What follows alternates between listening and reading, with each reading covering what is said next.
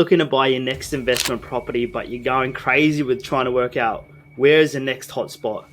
Well, in this video, I'm going to run through one of the major aspects when finding a hotspot, and that's timing. But before I jump into that, if you're looking to buy a property in the Australian market or looking to invest in the Australian property market, subscribe to this channel where I share information on how to build a portfolio, how to find a hotspot, and how to buy properties below market value. So let's jump into it.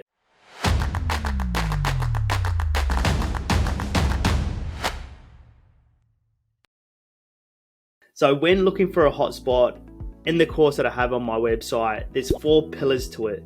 The first one is timing.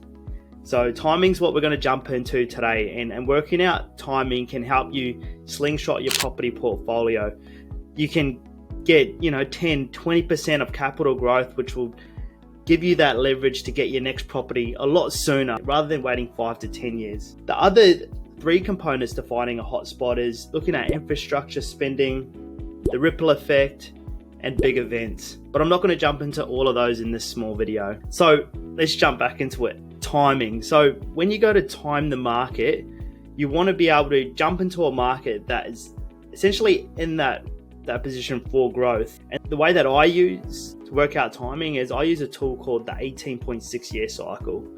And I was a bit skeptical of it at first, but over the last 3 years, it's proven time and time again that it's actually a proper cycle that's working, and it's inevitable. So there's a book that Phil Anderson has written called The Secret World of Banking. And in this book, he talks about how land is really what drives property prices.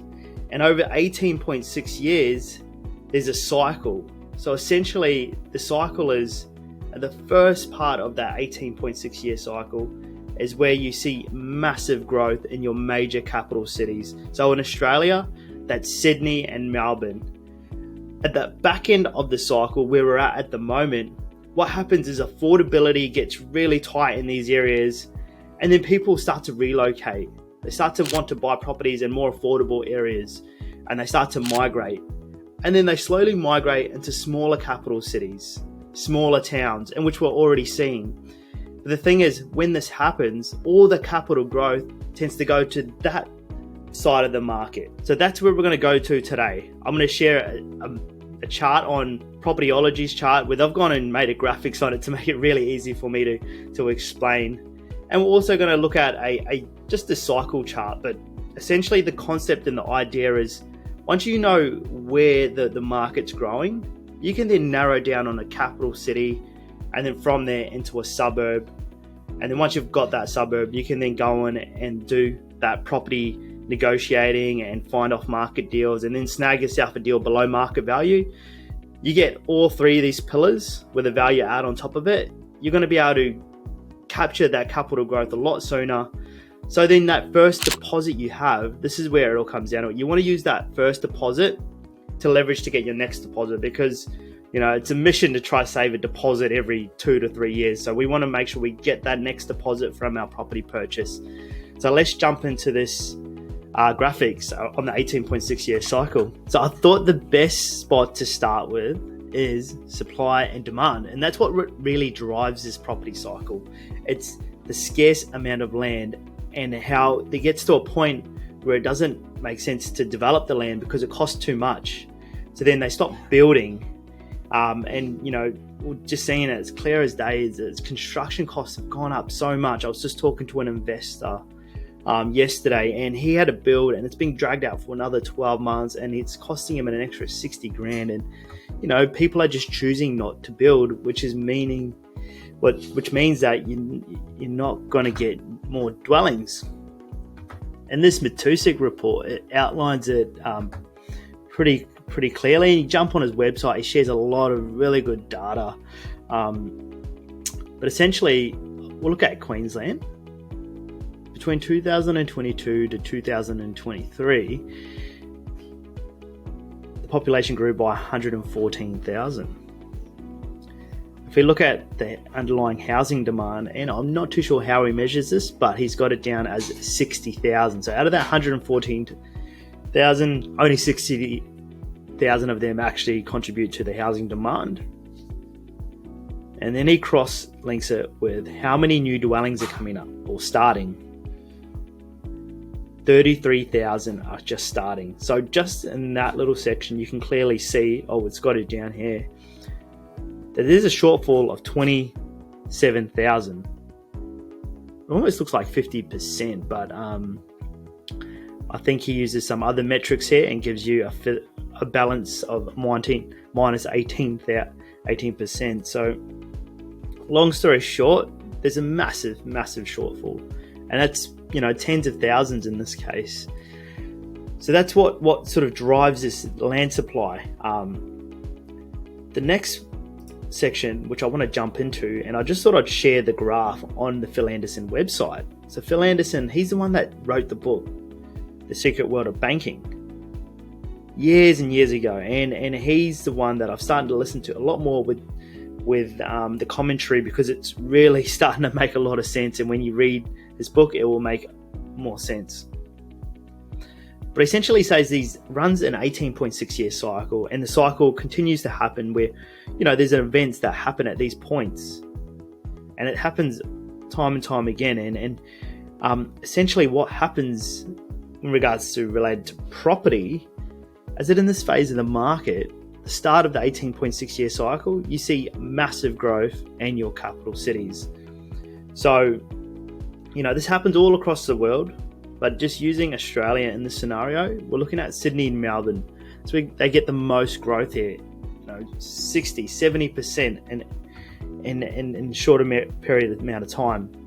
But then what happens is that it gets too expensive for buyers. It doesn't make sense. And at this phase of the market, we get to the second back half of the market, we see that other smaller capital cities start to thrive.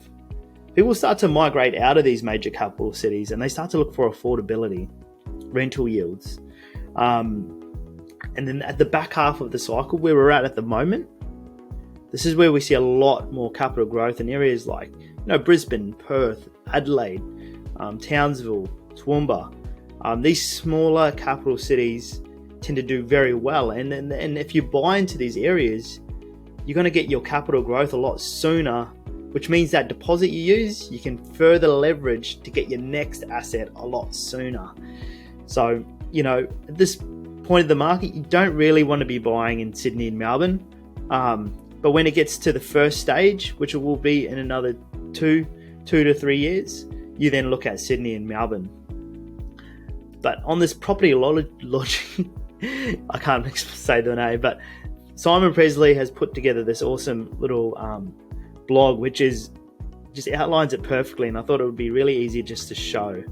But essentially, you can see just down here in the first phase of the cycle, Melbourne went up 71%, Sydney went up 69%, extreme growth. But now, in that same period, Brisbane only done 18%, and Perth, they didn't even do anything in that cycle. But essentially what we're going to see for growth over the next phase is we're going to see Brisbane go up by 46%, even more. And we're going to see Perth likely to do the same, and other smaller capital cities get all that growth. And I thought I'd just jump into this, little report, just really show the supply and demand, because in this video we're just really looking at timing and supply and demand. So Crestmead is a small suburb in Brisbane, and it's one of the most affordable areas. 2 years ago there was more than 50% investors in this area, or renters, but now it's gentrifying and it's changing where it's more owner-occupied, and we're seeing it change due to affordability. And also the ripple effect, which we'll talk about in another video. But household incomes at $1,400 per week, which is still affordable for this price range. I think that can get you up to $600K. We can see as days on market has dropped down to as low as 17 days, medium house prices have started to rise. Compared to 3 years ago, days on market were at 90 and medium house prices were a bit lower. If we go with online listing demands, this is an awesome section of this report that I like. You can see, about 3 years ago, it was only at 246, but you can slowly see it growing. Now it's at 805 views per day, which is incredibly crazy. And I'm seeing this across a lot of suburbs, like up into the thousands. When you go more in the city, you're looking at 2,000 within Brisbane. It's crazy.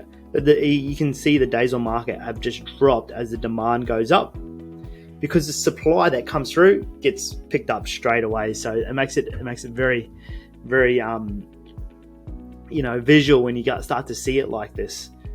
Sale listings, we'll jump back 2 years ago. There was 70 listings at a given time. At the moment, we're seeing 15 listings. That's a massive difference, from 70 to 15 listings. So this is where the supply has completely dropped off. And as you see the supply dropping off, the median house price is climbing.